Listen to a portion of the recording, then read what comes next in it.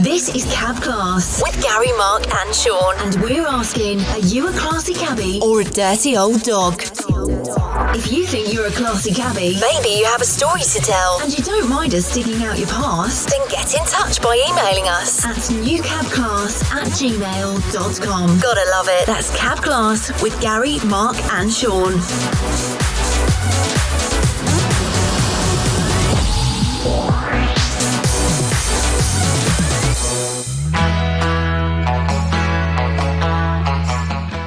Hello everyone and welcome back to Cab Class, the brand new podcast for the taxi trade.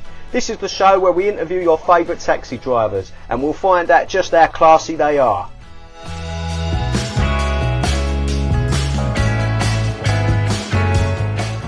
Thanks everyone for listening. Thanks for all the great feedback we've been getting. It keeps flooding in. We're really chuffed with the way things are going. Don't forget to subscribe to London Taxi Radio's YouTube channel. Also, if you want to listen to it on your standard podcast app, you can find it on any one. Just look it up under London Taxi Radio and you'll find all the stuff, plus all the other stuff that Sean puts out there. Right, you know me, I'm Gary, one of your hosts. Next to me is my old mucker, Chelsea Mark. How are you, pal? Alright mate, how are you? Yeah, not too bad. I bumbled through that a bit, didn't I? You're getting there. Yeah, I was this episode 12. Yeah. You'll get there. I think you'll get there. I stumbled bum right through Remember, that we've one. got 21,000 cabbies. I think that last cabbie we get. That last phase, I know it's just going to be easy. It's going to be easy. You'll fly for it. Right, so yesterday, mate, I was alright. A bit of fun, wasn't it? We rushed some shoulders yesterday, didn't we? Went down and met old Lawrence Fox. Yeah. He said what we wanted to hear, but he would do, wouldn't he? But Yeah. He was a nice guy. I'll give him that. Yeah, do you know what? He was very charming, very humble, very. He was just a nice man, you know. You forget these people are actually human beings. Do you know what I mean? Like they get so much stick, and I saw a bit of that because obviously he tagged us in that post, and honestly it was like blitzkrieg on the phone. Oh, it was mental, wasn't it? Oh yeah, and you was looking at the things what people were saying. You think, oh, imagine having a day in his shoes, like the sort of abuse he gets. We were getting abused sort of like second hand from it, weren't we? Yeah. But more pluses than minuses. Yeah, he's got a good fan base. I think people like a lot of what he says. I do think it was a bit of a box ticking exercise for him to come down and speak to us, but we was happy to speak to him. He was a really nice bloke. It was nice to get. You dressed up. You look good.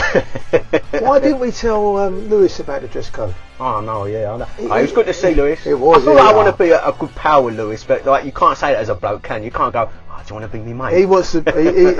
He's. I know Ross is a friend of the show, but I think we can elevate Lewis to that level. Yeah, he's a nice bloke. He's very funny. He's on our level. Definitely. He needs to. When he turned up, I thought, hold on, big issue. But he never obviously sought an invite to dress up. No. But you look smart, mate. You Thank scrub you, up mate. well. Yeah. Well, it was like that. It was funny. I see one comment on Twitter. He was going, ain't these geezers got anything better to do? I was like, no, not really. I literally ain't got nothing better to do. No. I was getting dressed up, I had the music on, it was like a night out for me. And what about Sean? How smart was he? He scrubs up well. Oh, he does. I don't know what happened to him. He looked brilliant. Well, I tell blokes I want to be pals with them all the time. Oh, is that how it works in our world? Yeah. Yeah, it usually starts off with a bit of goosing. Do you often dress up like that round by the wine lane? Goosing, does that lead on to basting, yeah? As loitering, yeah. I tell you, the funny thing is though, I mean, I don't know what's happening at the moment, but I'm having some really weird dreams. I don't know whether you're having lockdown dreams. And I think they're anxiety-inducing dreams. I really don't know. But I had a dream last night, and I don't know whether it's because I was overly... I don't know if I want to hear this. Yeah, well, I don't know whether it was because I was overly exposed to you or anything like that, in a good way yesterday. Yeah. But I dreamt, right, that there was us three, and there was Lindsay and Jane. So Lindsay and Jane, if you've managed to get this far, listening to the podcast, considering Lindsay can't listen to it past the jingle. She can't go 30 seconds is too much in her way, she said. That's too much. The ADHD kicks in and she can't get to the end of the jingle. So, but we was all living in an empty butter tub. Right? No way. Yeah, we was living in an empty butter tub and we couldn't escape because there was a triceratops outside. Oh, now that was my dream, right, last night. We did eventually get out because... Who beat you up? I bet it's Gary. We eventually got out because we worked out the triceratops was pretty friendly. So we got out in the end. But that was the dream. So Had you been drinking? Well, that was a mad dream. That was like a brandy dream. I need Sigmund Freud for that one, don't I, to work that one out. That's a cheese on toast dream. You know, sometimes they say melted cheese, but I don't know why. Yeah, I've heard that. The old wives' tale. Wives' tale, isn't it? Yeah. What did you think of Mr. Fox yesterday? I mean, I mean, he's a nice fella. He comes across as a really nice fella. I think yesterday, I mean, was a coordinated attempt to get the cab trade to come across pretty good, because Lawrence Fox was going to meet cab drivers anyway. And what we don't want is him being pretty scattergun and going up the ranks and just talking to cab drivers, you know, randomly. Yeah. I don't think that helps anybody. So I think it was quite good to have a hand-picked number of cab drivers that could meet him, and you know, it's a PR exercise if nothing else, and I think that's the way to do it.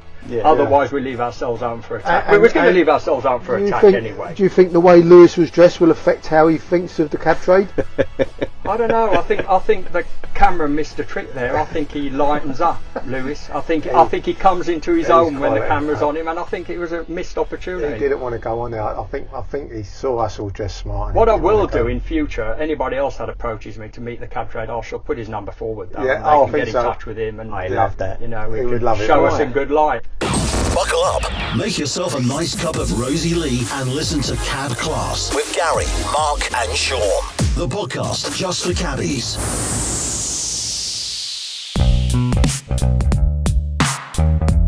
So Lewis was last week's guest. Now let's talk to this week's. He's been a cabbie for 7 years. He's a thoroughly nice bloke.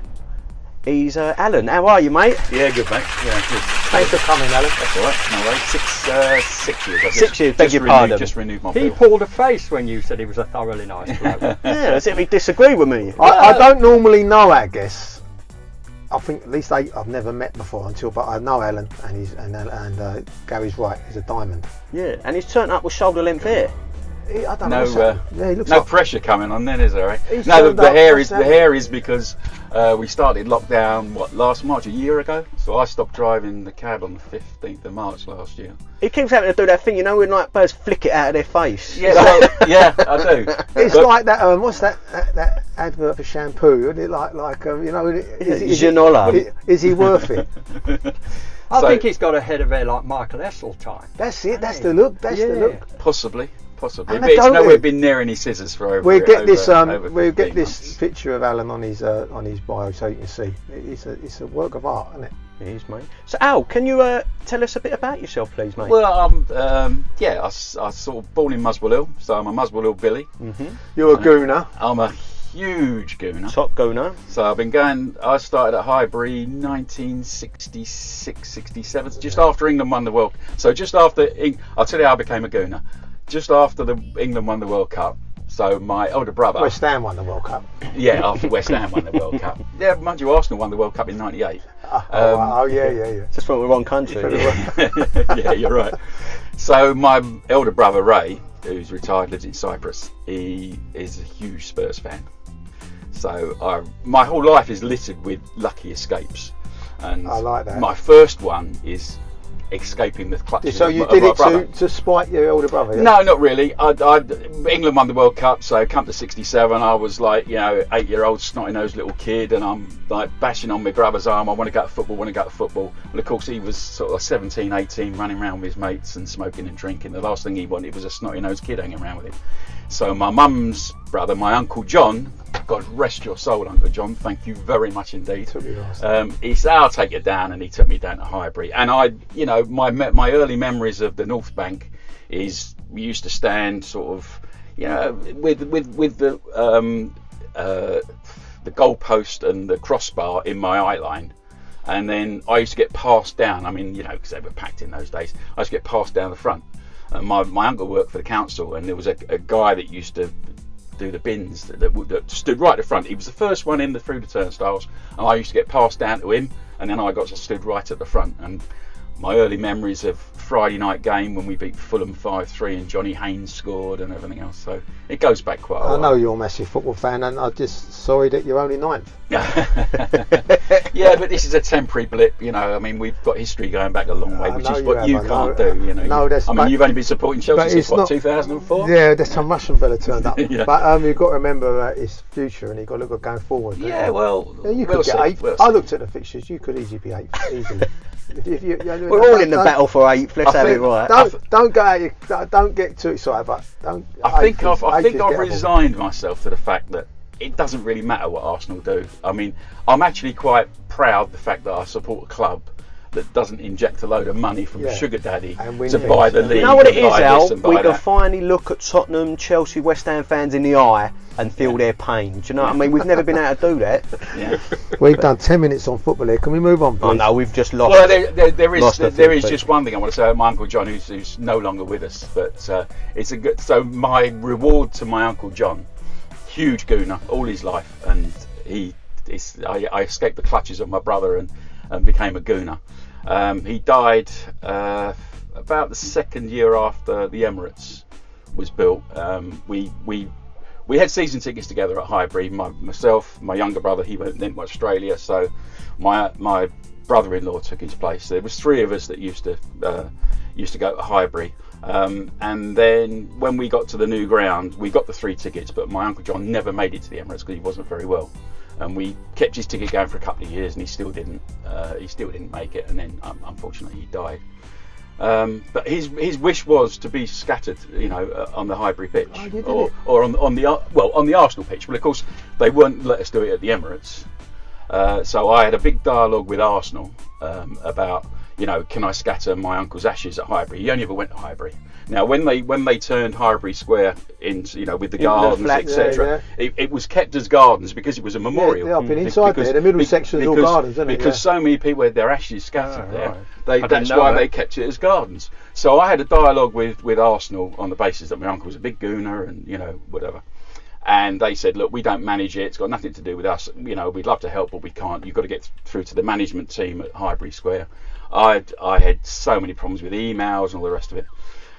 So we devised a plan. I got an aunt who lives in Australia and another aunt who lives here who were his sisters, my aunts. And so we devised a plan that my aunt Margaret from Australia was coming over, and she wanted. My uncle was already scattered in Highbury Square, and she wanted to pay her respects to her brother. So we managed to get permission to go in, obviously. And then you did it. And so I had a rucksack on with a Sainsbury's bag with his ashes in the back. And it was like Great Escape. We got into there, they left us alone or whatever.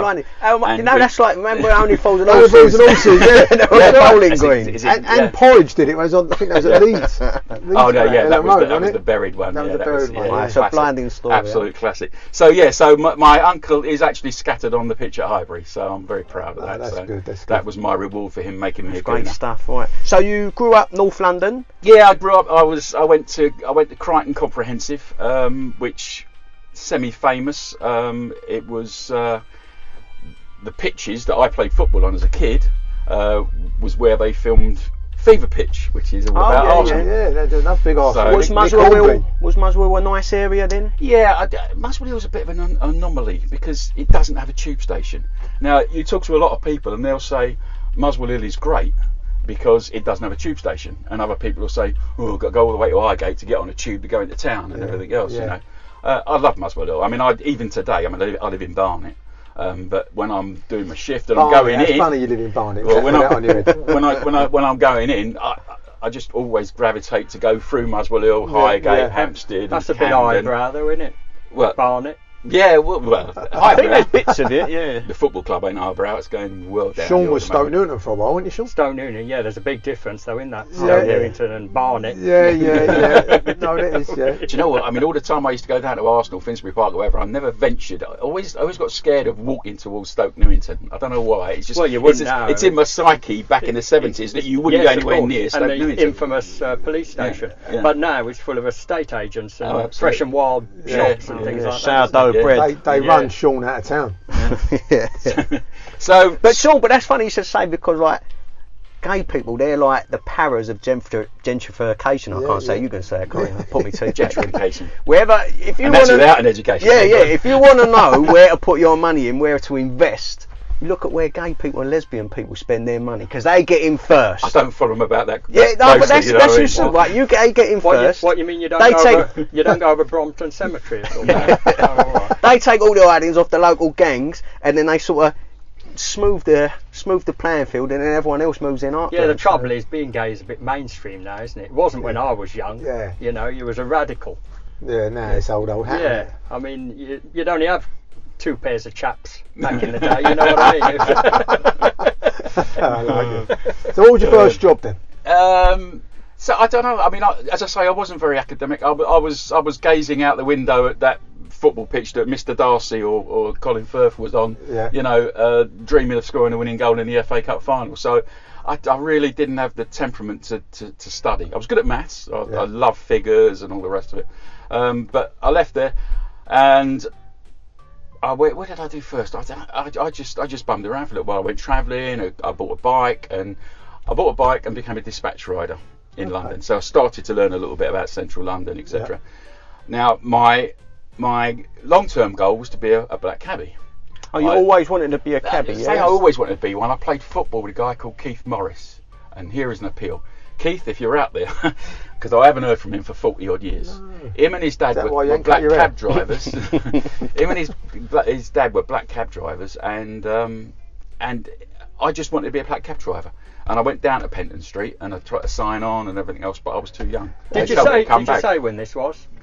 This was early 70s? About 77, 78, around that time.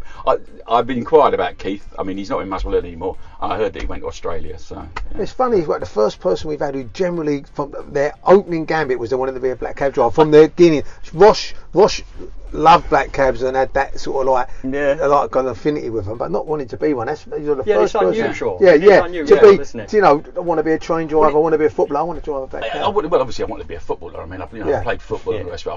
I was never that. I mean, I played football. You could probably get in now, though, because you're nice. Oh dear. So what was your first real, other than the dispatch driver? When was your first proper job? Okay, so I bummed around a little bit, and then I was sort of treading water to try and get to. You had to be 20 and 3 months to become a cab driver, because in those days you could do the knowledge in 9 months. Yeah. You know, like all the firemen and policemen do now. You could do that back then, and so you could do the knowledge in 9 months. So you had to be 20 and 3 months before they'd sign you up for the knowledge. So I went away, and then a friend of mine, a guy I went to school with, I saw him in a pub, and he'd just come back from the army. I said, "What are you doing?" He said, "Oh, I'm dealing dice at the Sportsman Casino." He said, "Yeah, they're recruiting." He said, "The recruit was on Friday." So I got on a 134 bus from Muswell Hill, got off at Tottenham Court Road. And do you remember the Sportsman Casino? Yeah. That was opposite the Dominion Theatre? Yeah. Where the training school was above and all the interview rooms. And the queue went round the front of the Sportsman, went what was Virgin mega store there or whatever, and then down Oxford Street. And I looked at it, I thought, I'm not standing in that queue to get an interview. And I went back to the bus stop to get back on the 134 bus. As I say, my whole life is littered with these lucky stories and these whatever. But they always did that, didn't they? Casinos. They always had like these open interviews, didn't they? Yes, absolutely. Yeah. But there was only certain people that ever got through. Yeah. I mean, don't forget they were looking for women that only had a certain dress size and things like that. Course, I mean, you wouldn't get away with it today. Yeah. But in those days, they were looking for people that had a certain look and. So say it was a bit like an X Factor. There will be, say, 300 people, a tap you on the shoulder, and then these would be sort of like perspectives to come back, and that's how. Well, you went in, you had your. Well, as I say, I was about to get back on the 134 bus, and I just missed it. And I saw the queue going very quickly, so I jumped on the end. And I got an interview, and they gave me a card, and then I went back for training. Did your mate help? Did you drop his name? No. There was none of that. Was you a certain dress size? Yeah, absolutely. I fitted. I was really skinny in those days. I was playing football 3 times a week. Why do you think you got the job, Al? Right. Okay. So what they did in those days, and I know the recruiting policy because I went on to be a recruiter, to be in management, and to do the recruiting and the training for croupiers, etc. So I know what the policy was. So they took on about 300, but they whittled it down because it was unpaid training, etc. And then you had to go through CRB checks. I mean, you think to get a taxi license, you do a CRB check. Yeah. I mean, I had police turn up. They even turn up at your parents' house to get into the casino industry. Wow. You fill out a GB11, and to get in the casino, I mean, I don't know what it's like now, but back then. I mean, they checked out everybody you were known to. Yeah. They all the local police, etc., and then they'll give you a casino license. So a lot of people foul the checks, and then a lot of people, believe it or not, you go in, you have a few tests in the training room. People are colourblind. We don't realise you've got different coloured chips. You know. Yeah. So it soon whittles down, and then I found myself into a training school of 32 people. 30 females and 2 guys. Oh, no. So they do the nominal couple of guys. Yeah. But it's predominantly female, and the guys tend to get through management and all the rest of it because Because why? Sorry. How comes the blokes get through quicker? Oh, I don't know. I found myself fast tracked. I don't know why. Yeah. You never know, right? I mean, again, luck. So I was dealing roulette at the Sportsman Casino, and my mate Viv, who I'd spoken to, and there was another guy from Muswell Hill. They both were dice dealers, and that was the where you wanted to be. You wanted to deal craps, you wanted to be dice. And so that's what dice dealing is. Yeah, the craps. Yeah, craps. That's and all the guys wanted to be because all the girls like the dice dealer and all that. So I wanted to get on dice. So I said, how to get on dice? Oh, you need to speak to the director. How long was the training for? Did you say? It works out around about 12 weeks. You do 2 weeks. Oh, right, okay. You do 2 weeks. They teach you how to deal roulette, and then you go on to do other games, etc. But first of all, you go down into the roulette pit. And is it easy to pick up during the training? So it's quite systematic, or do some people not get it? Oh, some people just don't get it. Right, okay. Don't get it. So that first 2 weeks whittles down everybody who's not got the ability or can adapt to working in the casino, and so that's why all the women didn't get through, and everything else. And no, mate, I'm trying to be very careful of that. What did Bruce Forsyth call them? Was it dolly dealers? Dolly dealers. Oh, was you a dolly dealer? I was. He wouldn't get away with that now, would he? So we're talking mid-70s. You're now working late 70s. We're getting into 1980ish now. At the Sportsman Casino. At Sportsman. So I was dealing roulette, and I wanted to be a dice dealer. And somebody said, "Look, he's the executive you'll go and see." And the guy I had to go and see was a guy called Paul Wilder, who is Chris Wilder's father. Chris Wilder, he just lost his job. So Paul is right through my career because he also was the manager of the Sportsman football team, played in the catering league and everything else. So I've gone bowling up to this young dealer's gone bowling up to Paul Wilder and an executive in the casino and said, "I want to be a dice dealer." And he said, "Well," he said the next class is full. He said it's going to be at least 9 months a year before you can get onto that. So anyway, I got on another game. And then I was put into the Mayfair casinos, and they don't have dice in Mayfair casinos, and it's the best move I ever made because I just, the first thing I did, I went to the Casanova Club, and the cabbie driver told me where the Casanova Club was back in the 80s. Oh, I didn't. I keep asking all the old cabbies, "Come on, where's the Casanova Club?" Hang on, less of the old. Sure, we should know that, shouldn't we? We should probably. Early. When did it close though? They transferred the licence to the Rendezvous about 86. Oh, well, still before our time. Yeah.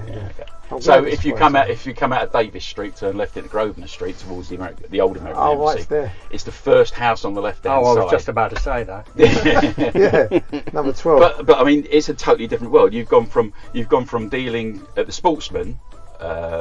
One of the directors there was high up in the Spurs thing. When our dealers and Via signed for Spurs, he brought them down to the casino. So I was dealing blackjack to them at the Sportsman Casino. I couldn't believe it. They chain smoked the whole night. These two World Cup winners from Argentina from '78 were sitting there chain smoking the whole night playing blackjack. It was. But the other story, my memory of the Sportsman, there was, and you get taught that you don't get involved with the punters. People are losing money. You don't feel sorry for them. Don't feel compassionate. You just, but you can't help it. It's human nature. There was this little old lady, little Greek lady, sitting at the end of the roulette table, and I was dealing, and every spin she's putting 2 chips on 29 and 32, and every time I miss her. And what you have to do is you go down, you clear the chips from the losing chips, and you have to bend right down to go right to the end of the table to clear the chips in or whatever. So I've been on the table. You normally do 40 minutes on the table and 20 minutes on a break. And I've sort of, every time bent down, and I'm looking at her, and she's looking more and more sad, and a pile of chips are going down, and I'm getting more and more involved with this. I've been dealing about 3 months, and it goes against what you taught and everything else. And I just get so, and I'm going, and all of a sudden the dealer comes to take me off because it's my break, and they tap you on the shoulder, and you announce, next new dealer for the next spin, whatever. So you have one last spin, and she's put her last few chips on, and she's looked at me, and I've looked at her, and I'm gutted, and I've spun the ball, and literally the ball has dropped, and it's gone into the next number, and it's like, I've gone down, and I've almost got tears in my eyes. Was you very tempted just to? No, you're never tempted to, because it's your job on the line, but I was gutted for the woman, absolutely gutted, and I've bent down right down to put it in. I've got this real sort of look on my face, and she whispered in my ear, "I've lost £150 to you, you effing C now. Piss off on a break." I've gone. Oh, brilliant. I was like, and I've never felt sorry for anybody ever again. Oh, that's great. But that's quite regimental, isn't it? So you do 40 minutes and 20 minutes off, and is that on the button? Is it right? Well, yeah, it depends how busy you are, whatever. If it gets really, really busy, then you do longer. But you know, you're the span of actually concentrating for that long, you're likely to make more mistakes and things like that. So are you being really monitored? As above your head, CCTV, and you've got inspectors watching the tape. So you really short sleeves? Yeah. No, I had long sleeves. Sportsman was long sleeve, was black trousers, black waistcoat, white shirt, black dicky bow or whatever. So you really couldn't have got away with helping that little old deer out. You couldn't have got it. Absolutely. No. So it really is strict. The monitoring is that. strict. Absolutely. Yeah, absolutely. I mean, there was. There's been instances right through my career of people that have been caught, you know, sort of cheating and all this. There's loads of instances. Is there any tricks to the trade? What makes a good gambler? And obviously you probably say don't, but what makes a good gambler? I've never been a gambler. I mean, you've got all sorts in casinos. You've got guys there that think they can beat the system on roulette. They'll write every number down. What about those who count cards? Well, there's a whole area around card counting as to whether it's illegal, whether it's not illegal. The bottom line is that casinos were members clubs and they can have what members they like. And if you get caught card counting, I mean, I'll go when I progressed on to working on the ships, and I went on to a little known ship called the QEII. So I progressed into Mayfair, and then I went into overseas casinos. So what happens then? Like cherry picked, or was you like headhunted? I'll tell you what happened is I went through in a pit, being a pit boss, then through into management or whatever, and then our casino group was expanding right there. So the Berlin Wall was falling down in '89 or whatever. Casinos were opening up all over Eastern Europe and God knows what. So we were expanding into overseas casinos. We had the casino in the Carlton in Cannes.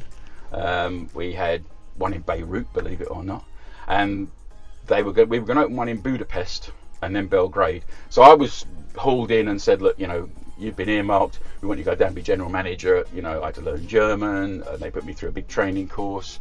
Then I went out to Cairo because we had a casino in Cairo. So I went out and ran the Ramses Hilton Hotel Casino for 6 months. That was an eye opener. That was an experience. A totally different culture.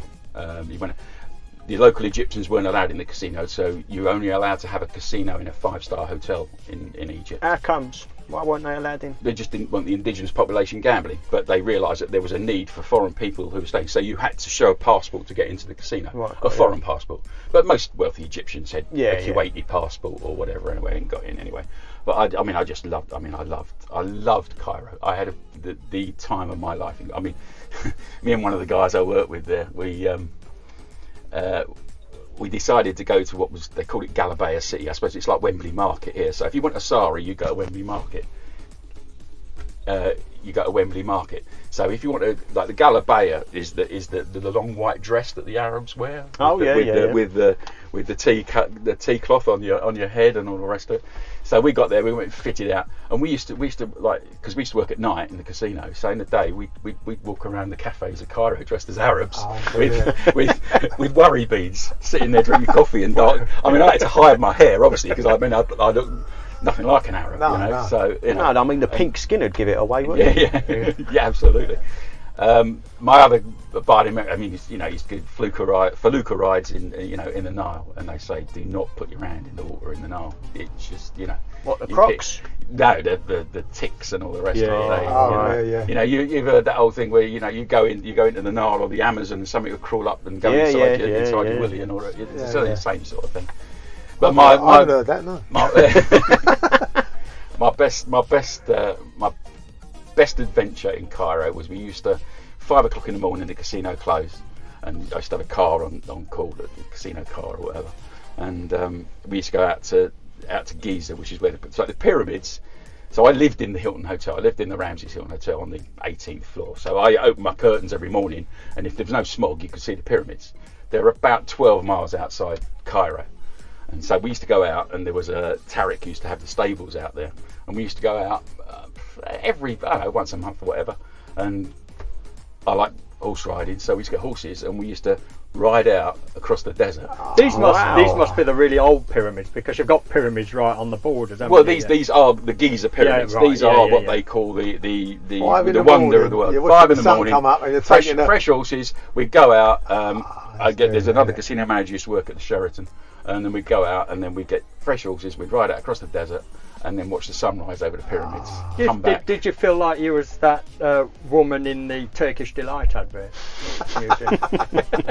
Well, that was in my casino dress, but I didn't used to wear my casino dress when I was riding. There's a lot of dresses in this. With his hair flowing in the wind. I had chaps on, but you'd know what about chaps. What's the best tip you've ever been given? Has anyone ever won so much money that they go, that's for you? And do you keep it, or does it get pulled? Okay, so when I worked in casinos, tipping was illegal. Oh, well, I didn't know that. Which is why the best job when I worked in casinos, the best job was being a waitress, because you could tip waitresses for coffee, and everything was free. And you had the dress. Everything was free. Everything was free in casinos. So if you was playing, you get drinks, you get cigarettes, you get cigars, and certainly the high-end casinos, nobody paid for anything. Yeah. So the waitresses would always get like £100, you know. You can't tip the croupiers.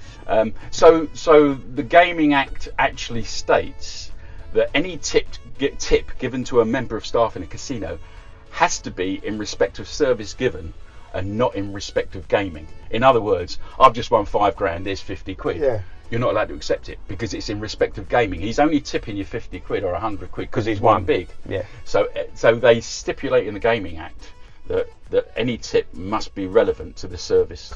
Well, I've been to Vegas and I've always. Oh no! This is only UK. This is only UK rules. Okay. Oh no! Around the world, go and get it back. Around the world, the whole. And I think it's changed now. I mean, I've not been near a casino now for 20 odd years, you know. So. So you've never been.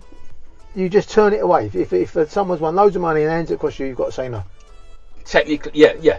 Hang on, Mark. Absolutely. Are you saying you won big in Vegas? No, I didn't. No, I didn't. But I always at the end. Oh no, Vegas would slide over a chip. Absolutely. Yeah. I mean, I know Rockefeller. In fact, the staff live on the tips. I mean, they don't get paid enough to, you know, they live. You know, the more you tip or whatever. And then, as I say, I went up. So when I got out of Cairo, I got back and a position came up.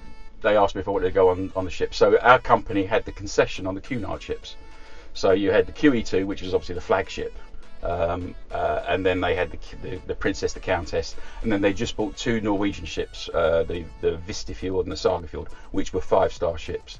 So I went on the QEII. I mean, it was great, but you it must was have had work. some famous clientele on there, surely.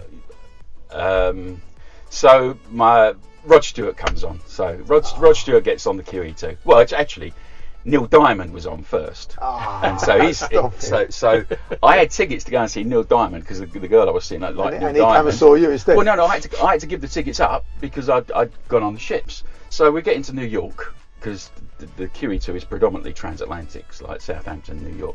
So we get into New York, and I, being head of department casino, I get a manifest of all the passenger list and cabins and all the rest of it. And I always look down to see if there's any high rollers on from our casinos in London, so I can look after them, flowers, champagne, which is my job. And Neil Diamond was on. So you missed his show, and he turns up on your ship. So he turns up on the ship, and he came on. He had 2 adjoining suites. So he was in one suite, and he had his 2 nieces in the other suite. Yeah, that was and he turned up in the casino. We sailed out of New York, and he came down and everything else. And as usual, you know, my job went up and shook his hand, and you know, I'm Alan, I'm casino manager. Anything you want, you know, you got any problems? If you're getting bothered or whatever, just let me know. If you want a private table to game out or whatever. I said, we're a bit limited here, but you know, if you want to. If you want help with your nieces. So he said, So he just sat and played or whatever. Nice man. So and I said, look, to him, look, you know, I had tickets for your show that you're going over to do. You know, so anyway, and also I'd actually got the new double album of Neil Diamond, and we were playing it in the casino. And I said to him, look, you know, I'm not playing it because you're here. I'm playing it because we've been playing it anyway. No, he said, that's all right. No problem. I've got some nice photos with him and everything else. And also, he signed my CD. He's got 2 Alan. Thanks for a wonderful time in your casino, Neil Diamond. So that's nice, isn't it? But the Rod Stewart story is that Rod got on with Rachel Hunter. So this is '92. So he was again coming from New York to Southampton. I got a feeling that he wanted the baby born in the UK so he could pay for Scotland or whatever, you know. So anyway, he got on big scarlet jacket. Now, very little, wasn't he? I go back with Rod Stewart. I'm not. Don't get me wrong, not friends or whatever. But he used to play football for the HTA associated with Highgate because he's a Highgate man. Lived in Muswell Hill, lived in Ellington Road in Muswell Hill when he was found by Long John Baldry. And I've seen him a few times, drank in the Wrestlers Pub and everything else. And I know a lot of guys that played football with him and everything else. So of course he comes in and he goes straight up like, you know, hey, bud, you know, I'm casino manager, you know, anything you want, you know, if you want a private table, we said, no, I'm all right, like, you know. At this stage, I've got to say, Rachel Hunter, she may be a beauty, but she's one sour-faced. Yeah. Oh, she had a face like a slap. That's because your hair was better than hers. Yeah, probably. Probably. So anyway, he sat down at the table, and he was there every night. I mean, he drank me dry of Hennessy XO. It was all free or whatever. I mean, he was getting through some Hennessy XO. He did like a brandy. And then one night, so I'm just making sure he's not getting bothered and everything else. I'm standing, and it's the 4 blackjack tables are actually in an alcove, and he was on the end blackjack table on his own, wearing his scarlet jacket or whatever. And the show finishes, so everybody pulls out the show and comes into the casino. And these 2 Texan ladies that have been on. Now, in the casino, you can sign for your chips on your room, so you know you put a credit card down at the purser's office, and if you want chips, you can sign up to $500 or $1,000 or whatever. Just sign it, and you know, and you can get chips. So they go, hey Alan, you know, these 2 Texan ladies, hey Alan, give me $1,000. So yeah, and so I've got the card out for their room card to sign and everything else. I couldn't remember, and I'm so flustered because Rod Stewart's there, and they're heading towards Rod Stewart's table, and I'm like, couldn't remember their name. So, and I did pride myself on knowing people's names and giving a service and everything else. So I went up and I was so embarrassed. And I said, I'm really sorry. I said, because you need to put your name on. I said, okay. And she's gone, Alan, she says, surely, she said, I've been on 3 days. Surely you know me by now. And with that, Rod Stewart stood up. I mean, he'd ate the best part, 3/4 bottle of Hennessy XO. That goes, if you don't know me, and sang and did a private concert and sang the whole song at the blackjack table on the The whole song. Well, he was certainly singing for a couple of minutes. That's brilliant. That's a blinder. Yeah. You could also make out you did that on purpose. So just for you. But these 2 Texan ladies have sort of stood there, and you started singing, and they've got a look on their faces to say, what's he doing? Yeah. And it took them 30 seconds. It's Rod Stewart. Yeah. Oh, what a blinder. What made you leave that all behind? Well, I was on knowledge. I was on the ships for 3 years. I transferred from the QEII to the Saga Fjord, which was a 5-star bespoke. I mean, the itineraries, we did the Galapagos Islands, we did a month up the Amazon River. You're still not telling me why you give Alaska. it up. Sounds even better. I think my liver would have given up if I hadn't given up. I mean, can you imagine living life on holiday for 3 years? Because that's exactly what it was like. I've been on a few cruises, and they are hard work, aren't they? You sometimes need a holiday when you get back, because it's a continuation of this food 24 hours and all that. And if you did that as a job, well, it wasn't that. For us, you're living on the ship permanently. So I mean, the food intake wasn't that, because you eat in you're living too well, weren't you? You need the rough to appreciate it. It was the partying that was going on. I mean, don't forget, I got 30 staff there, predominantly all female, and I mean, when I was on Saga Fjord, I mean, Saga Fjord was a Norwegian ship. All the bedroom stewardesses were all Norwegian females, and that's a shame. And if you look at the breakdown of the staff on the ship, you've got so many officers, you've got so many, and the male to female ratio. Yeah. And then, of course, you've got like a couple of hundred Filipinos as well that live below deck and everything else. Oh, so, nice. As I say, you don't have to be the prettiest man in the world to get on. So this goes back to why the queue was going all the way down Oxford Street. And also, there's a big gay contingent on the I only had one lucky escape on the ships. That was. I'll just say Bobby Crush and leave it there. All right. Okay. So, so you've left it all behind. You've done the knowledge, become a cabbie. Was that because, what did you do? Like retire or? No, I got back from the ships. The management team had changed. There'd been a whole change in London from the company I worked with, and I just couldn't settle. I'd gone from running the casino on the ships, etc., to just being another manager in a casino. And shift work, and So was you out of work when you was doing the knowledge, or did you try and marry them both up? A bit of work, bit of knowledge. So I tried marrying him up. So what I did is I took a job as a chauffeur. Right. And I used to drive this guy around in a Bentley Continental. Nice. Well, it was an S-Class Mercedes to start with, but by the time I started the knowledge, it was a Bentley Continental, because I've got to be the only person that's ever done the Blue Book runs in a Bentley Continental. So I used to drop him off. I used to drop him off at meetings, and then go and do my runs. That's brilliant. Whatever. So it's and then. Did you ever get stopped by anybody? And you go, I'm doing a knowledge, mate. No, I didn't. No, I can't say. I had a couple of. I had a couple of incidents where I sort of gone on a run, didn't realise how far it was, and all of a sudden the phone's going. I've got to pick this geezer up, and of course I'm not there. Yeah, no. And eventually we parted ways. So the knowledge took over. You didn't have a motorbike. Well, as I say, we parted ways because the knowledge took over, and I was more into getting it done. Then you full bought a time. bike. And so then I bought a step down. I bought a bike. Yeah. Got the old Honda C90. No. I'm well advanced. No. Well, you didn't do it on a horse. I can't actually remember it was the Honda that was it. Well, I actually bought it off so a mate of mine was doing the knowledge. Yamaha, wasn't it? Yamaha. What was the major? No, it was a Honda. It was a C90. It was a C90. C90. Everybody had the Honda. It was like the most stolen bike in London, wasn't it? But then I went on right at the end of my knowledge. My bike packed up, and I got a Piaggio, a twist and go. But what happened then? I was a threat to have it stolen, because whenever you parked anywhere, the youngsters loved it. Yeah. They all wanted it. The ones used to wear their crash helmet half on their head, half not. You know why that was a fashion. Do you know what? I used to chain my Honda C90 up every night, but I did have a big crash in it. It went like a concertina. But I got it back home, and I thought, I won't chain it up because there's no point. You can't ride it. Come back to it the next day, it'd be nicked. No. It'd be nicked. Yeah. Another knowledge boy. Yeah. I remember once I spoke to an old African cabbie, and he'd done the knowledge in the late 60s, he was telling me, and he said he had to do it on a push bike. That's unbelievable. So, I know it. So he used to work in the day, then go out and do his runs at night on the push bike. And he said he used to get stopped by the old bill so much, and they used to confiscate his bike because they used to think he was out nicking. Yeah. Honestly, so I went through 12 bikes and done like 6 nights. Yeah, what you doing, Yeah, and we think we had it tough. Sorry, mate. Go on. How long did it take you, Alan? It took me 4 years. But I did it in the last 3. I did it full time. Properly, yeah. I mean, I was doing it full time. So I got my bike from a mate of mine, a big mate of mine, was doing the knowledge with another pal who was giving it up. So not only did I get the bike, I bought the bike, but I also gained a cool-over partner.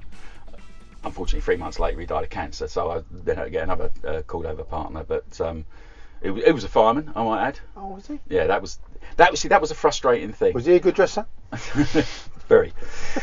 The frustrating thing with me was that you go in and you get D'd on an appearance and all the rest of it, and then you. Who was the examiner that done you in? Were you a gunning man? Unfortunately, I mean, I've been listening to all of these podcasts. We all got gunned by gunning. Yeah. So he's got to come on, hasn't he, and give us his version of events. I'd love because you need to ask him. So my first appearance.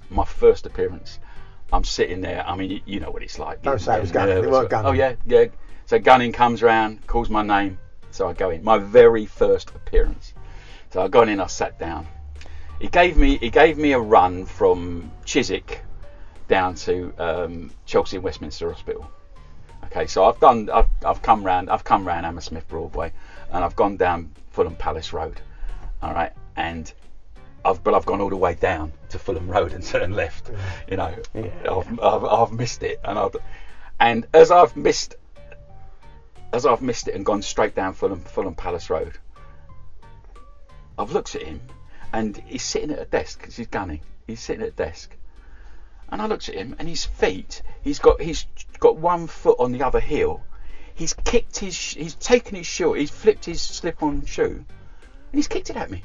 And then he's done the other one as well. He kicked both his shoes at me as I turned left into Fulham Road. What is it to say? Hang on a minute. He's giving you a warning. It's the old parrot and the pencils in the ears and up the nose, isn't it? It's like. Well, that must throw the rest of the appearance, mustn't it? Oh, he D'd me. I mean, I was gutted. I was gutted to come out of the first appearance with a D. Did you keep the shoes? Yeah, they didn't fit me, but I felt like throwing back at him. But anyway, I had him twice more. Ran me ragged. through the back of Balham and Tooting, which. So you ever score with him? So I didn't. So the first appearance and then those 2 appearances, he ran me ragged. One appearance, he ran me ragged so badly that at the end of the appearance, I got up and I said, "I am so sorry to have wasted your time today, Mr. Gunning." Brilliant. And he said, "You haven't wasted my time." I said, "Well, I feel that I have." my shoe back. And I win. And then, mate. so I got down to 21s, and I was on 3 or 21s. Gone before me wreck. Who's the one man you don't want to see come round the corner? It was him. It was him. Called my name. That was it. I just went to pieces. Because that's like a playoff final, isn't it? That 3-all. Never Should be live on telly, shouldn't it? Because that is your wreck, or you're in serious trouble. That is such an appearance, isn't it? It can't. That's a drum roll one, isn't Did it? he give you your wreck? I never scored with him. I went in there and I got my wreck from Mr. Gunning. So blind. And no, that when I went back to do my verbs, like my suburbs, like a couple of months later or whatever, it was him again. He was stalking you, wasn't he? Well, he must have been. and my picture of getting my badge is with me and Mr. Gunning. Oh no, so he's got some good stuff. But this is like what you say, Mark. You tend to have an examiner that you get regularly, and they are the ones that see you through it. I certainly see that. I would like to know that, and we are going to get an examiner on whether you're identified by someone.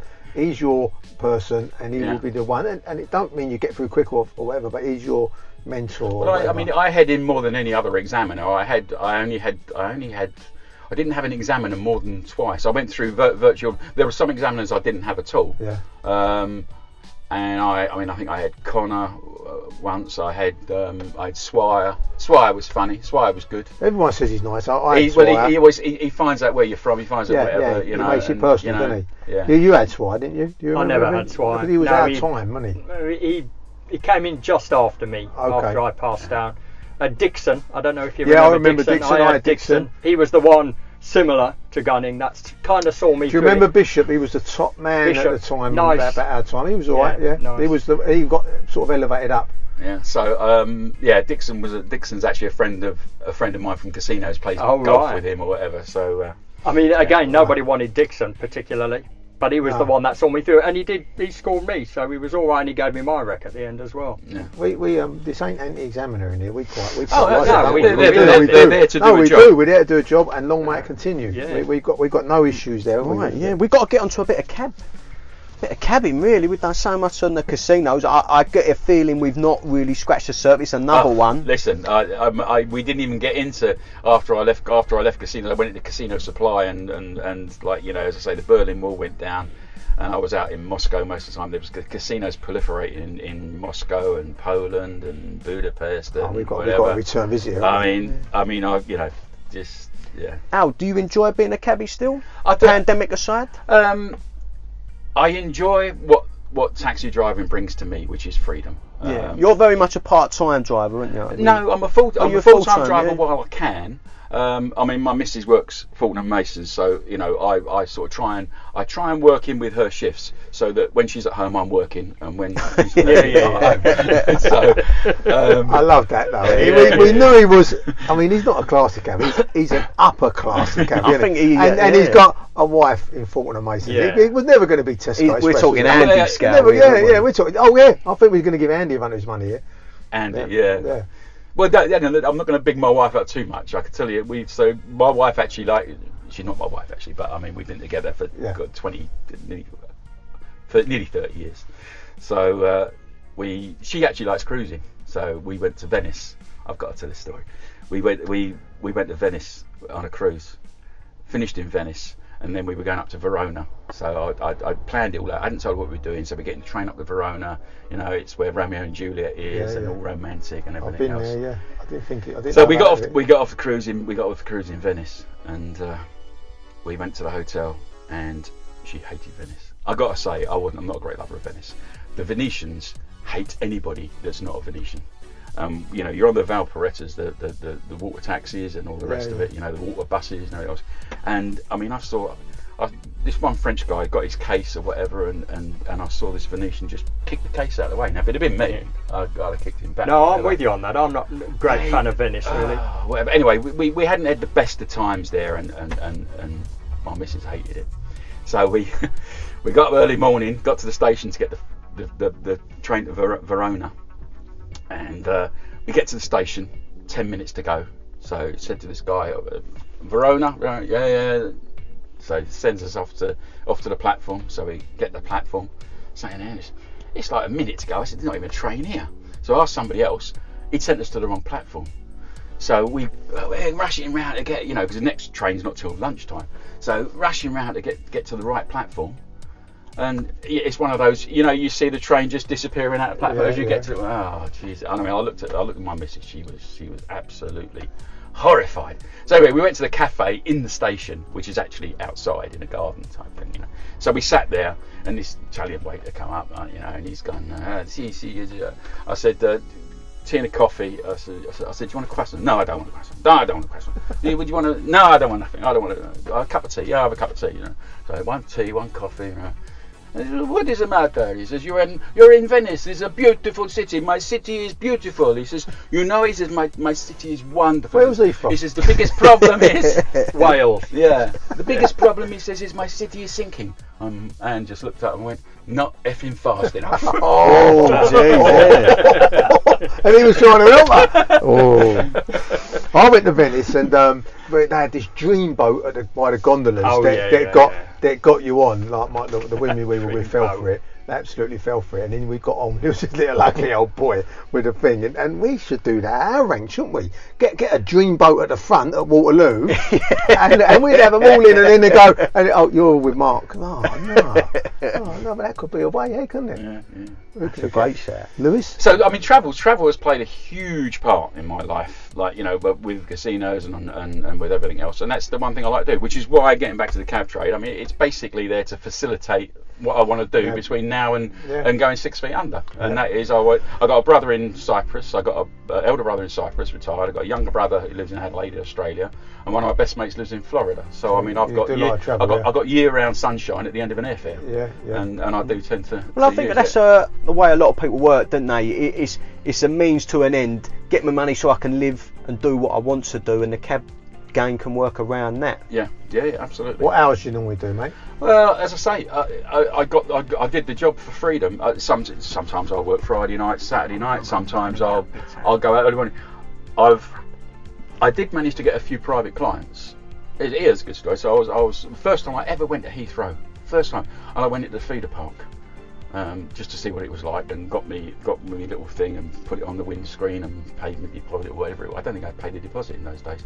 Anyway, whatever, and I went through the feeder park, and I was down on Terminal 5. I was about 8th. So this would have been six years ago. In fact, it was just before I got out at the beginning of November. So this would have been the middle of December, just before Christmas. And I'm on 5. I'm about 7th or 8th on the line. Anyway, this guy comes up and he goes to the front of the queue, puts his head into the cab, then comes to the second one. Now I've been a cabbie 6 weeks, and first time at the airport, and I'm thinking something wrong with this guy. Like, these guys, these got to be experienced cabbies. They ain't taking it. I'm wary before he even gets to the window. You're about 6 or 7 down. And then he gets to me, and I'm already sort of like in defensive mode, and I've sort of went in. Yes, mate. And he says, do you take credit card? I said, I've taken credit cards since the day I started. I had a handheld machine or whatever. I said, yeah, of course I do. Yeah. He said, you take American Express? I said, yeah, I take American Express. He said, would you take me to Victoria? I said, yeah, I would. I said, hang on a minute. I said, before you get in, I said, what's wrong with them five, 6 cabs in front? I said, none of them will take a credit card. Yeah. So anyway, he gets in, and I go to Victoria. Hugh Street. He was living in a flat in Hugh Street, Victoria. And on the way there, we're having a chat and all the rest of it. And he says, I don't like using Uber. He said, but he said, I'm away on business all the time. He said, and I come back, and all I want to do is get home to my family. And Uber is saying an hour and a half for this is 6 years ago. Don't forget. Yeah. Probably. So I said, oh well. He said, I'm moving to Hampstead after Christmas. So I went, there's my card. I said, I live not far from there. I'll take American Express, give you a service or whatever. Never thought any more of it. That was, I say, just before the Christmas. January, phone goes, can you pick me up Monday morning? And I've been taking him to and from the airport twice a month, for the best part of 5 years. Wow, And not only that, I've now got his boss. He works for Bloomberg.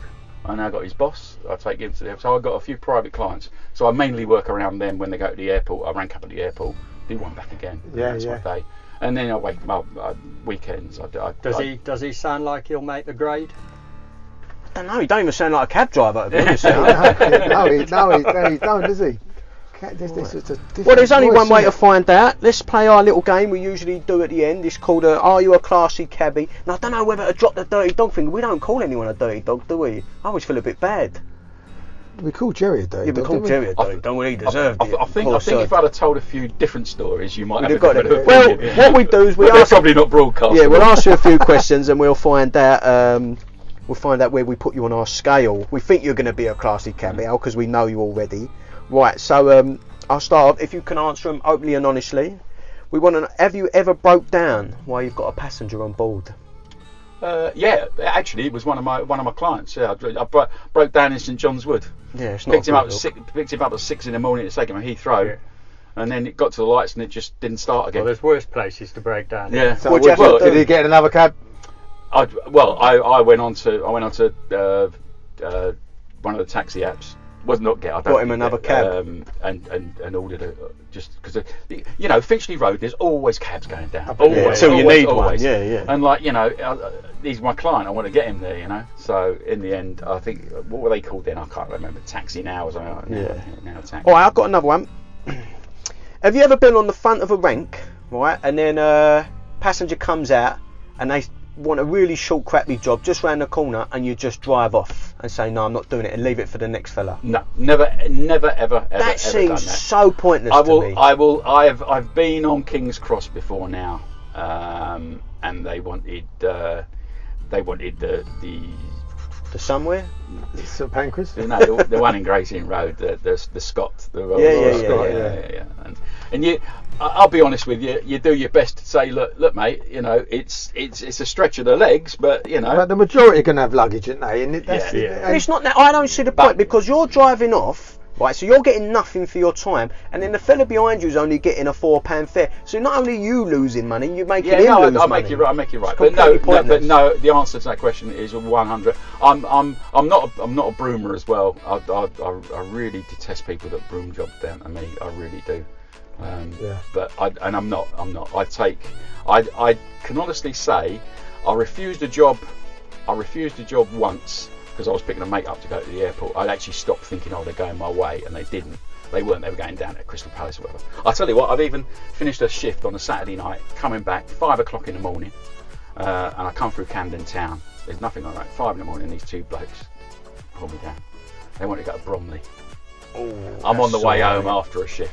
That's a sore one. And I went, and he said, look, mate, we've been waiting 40 odd minutes for a cab or whatever, for 40 odd minutes. He said, come over here, And I went, I'll go in. So you've done well. Not many people would have done that. So I went. Have you ever asked for money up front for someone you don't quite feel right about? Do you know what? I don't. I sort of judge people. I've been taken over a couple of times. But I took out to. I shouldn't really say that. A young lady I took out to near Ruislip somewhere. So she ran off. She disappeared in the block of flats. Well, you was taking a risk when you Ruislip. Yeah, exactly. Yeah. I'm surprised. We've got to have one more question, surely. Yeah. Okay. Have you ever taken a passenger to the wrong destination? A hotel, restaurant, and then what was the situation after that? Well, when I first got out, so you give your first job away. So I come out about 5 in the evening. I went down to King's Cross, no light on, from Barnet to King's Cross, no light on. I was so, and then I thought, and there was a load of cabs at King's Cross. So I come down towards Russell Square, got pulled by this guy with these 3 young American ladies wearing the shortest miniskirts you've ever seen in your life. So, and they were going to Leicester Square. That was my first job. And so I dropped them off in Irving Street there, and then when I told them what I was doing, I had these 3 American ladies jumping up and down in these shortest of skirts. And they got out, got round the corner. I gave away my second job as well for the reason you've just said. You took me to the wrong place. I've come up Charing Cross Road. I've gone down Oxford Street. So got into Oxford Street. Got pulled by this Italian lady. She said, Montague Mansions. And do you know what? I hadn't got a clue, and I'm thinking block of flats, Montague Mansions, block of flats, and I couldn't, Marylebone. And in the end, she's phoned. She was staying with a friend, an Italian friend that lived in Montague Mansions, and this woman's going, I told you to get a black cab because you'd know where it was. Oh. So I took her up there and I didn't charge. So I gave away my second job. Wow. Well, at least you gave it away. That was handy. So what we reckon? A's class. Yeah. Upper classy cab. Yeah, we didn't really do much on the cab because there's so much to say on these QEII days and the casino days. So we know Alan, so it's a little bit easier to say that we know he's a very classy guy and he wouldn't ever do the cab trade a disservice. They've got to take our word for it, haven't they? He's a classy cabbie. We have to put his hair on the. Yeah. Well, I think he'll take it off at the end of the day and put it. I think he's got a bit of sun in that hair. Don't you think? I think a bit of a home job. I think going. It's Timotei, I was thinking. Anyway, folks, that's it. If you can better that, I don't know whether you can. And if you fancy having a go and you want to tell a few stories to the best looking cab drivers in London, then get in touch. I'm going home. Yeah, where are they? Yeah, well, I've got to entice people to come on, haven't I? But get in touch. You can email us at newcabclass@gmail.com. All that's left for us to say is have a good week. Till next week. Cheers, Al. Thanks for coming, mate. No worries. Then Al, go Did you quick. enjoy that? You were too quick. I'll tell you what, the one story I wanted to tell was just can't the get it out. summer.